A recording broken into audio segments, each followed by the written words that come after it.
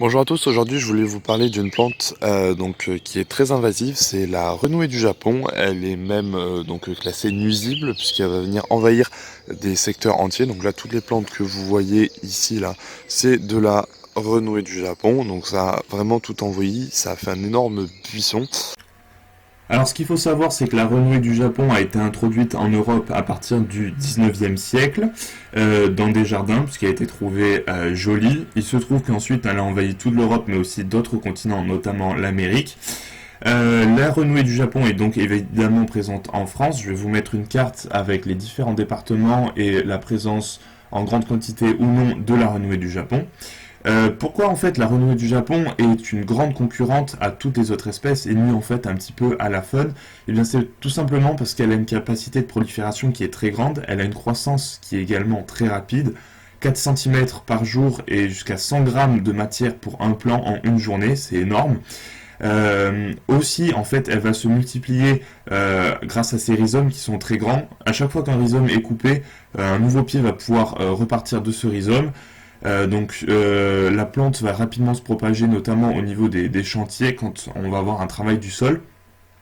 Le désherbage et le débroussaillage n'est pas vraiment efficace.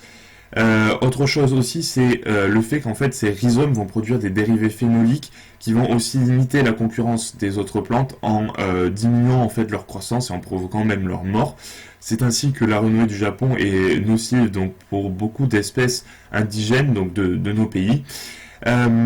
Également, ce qu'il faut savoir, c'est que la renouée du Japon pousse sur des sols riches en métaux et souvent pollués. On peut penser en fait qu'elle va aider à épurer ces sols. C'est en effet un petit peu le cas, mais elle n'est pas forcément très efficace dans cette tâche. Ainsi, on se doute que la renouée du Japon poussait principalement dans les sols riches en métaux, notamment après des coulées de lave, après les éruptions volcaniques ou dans les sites industriels. Elle s'est cependant diversifiée en milieu et a tendance à pousser maintenant, notamment sur les bords des rivières, où elle pose de nombreux tracas. Il a donc été lancé des missions d'éradication de cette plante, qui sont en somme souvent peu efficaces. Comme je l'ai dit, le débroussaillage reste peu efficace, il faudrait vraiment le réaliser très régulièrement et encore sans garantie de succès. Il a été aussi testé d'autres méthodes comme la concurrence par d'autres plantes plutôt invasives. Ça ne suffit pas. La renouée du Japon est encore plus et les domine également. On a testé des méthodes avec des chèvres qui peuvent être un petit peu efficaces, mais bon, à portée assez limitée. Également, il a été trouvé récemment, et je vous mettrai une petite image, donc une technique qui vise en fait à faire pourrir les rhizomes de renouée en créant des retenues d'eau et qui vont submerger les terres d'eau. Donc cette technique marche, mais bon, elle est très contraignante et forcément très chère également à mettre en œuvre.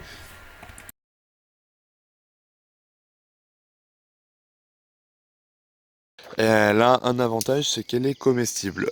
Donc la partie en fait, la partie qui se mange, c'est vraiment la toute jeune tige qui va sortir du sol. Donc ici, c'est déjà trop tard. Au moment où je filme cette vidéo, on est début mai. Le moment où on peut la consommer, en fait, ça va être dans les alentours du mois de mars, début avril. Donc là, c'est trop tard pour moi pour vous montrer les jeunes plants. Mais il faut savoir voilà, qu'on va pouvoir les utiliser. Euh, Cette plante, du coup, si elle vous intéresse, je vais vous aider à mieux la reconnaître. Donc, elle fait partie de la famille de l'oseille. Donc, je vais vous montrer un peu plus près à quoi elle ressemble. Donc, voici ses feuilles. Donc, c'est une feuille un petit peu ovale avec un haut qui est un peu tronqué. Voilà.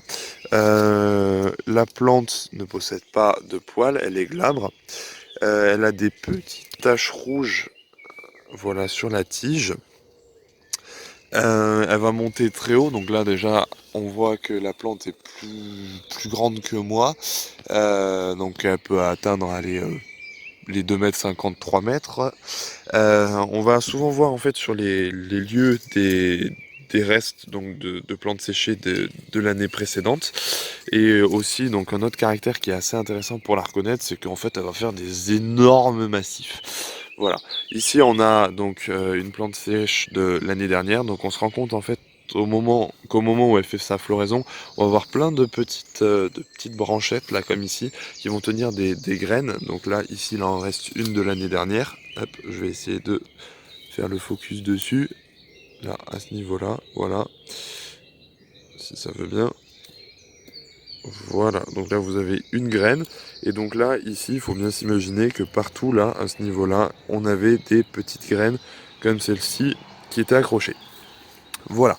Un autre caractère qui va bien aider à reconnaître cette plante, c'est en fait cette petite membrane. Alors je vais essayer de vous en trouver une où on la voit bien. Donc là on la voit moins bien parce qu'elle commence à s'enlever, mais ici on a une espèce de membrane. On a des sections au niveau de la plante, et à chaque section on va avoir une sorte de petite membrane. Voilà, là sur une plante un peu plus jeune, on la voit. Donc on voit la membrane là au niveau de la section. Chaque section en fait c'est à la zone d'interposition d'une feuille. Donc hop, je vous remontre une feuille pour bien que vous reteniez. Donc un peu une feuille tronquée. Voilà, ça peut ressembler à une pelle un petit peu si on veut. Euh, voilà, là. Donc si je casse la plante, en fait on se rend compte qu'elle est relativement fragile et qu'elle est creuse.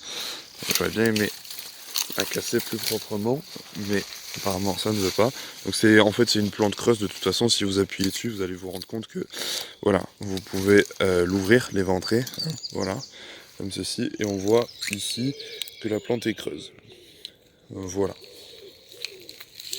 Donc ici il s'agit de la renouée du Japon, plante invasive mais qui est comestible quand elle est toute jeune et qu'elle sort du sol. Je vous mettrai une photo pour que vous puissiez reconnaître.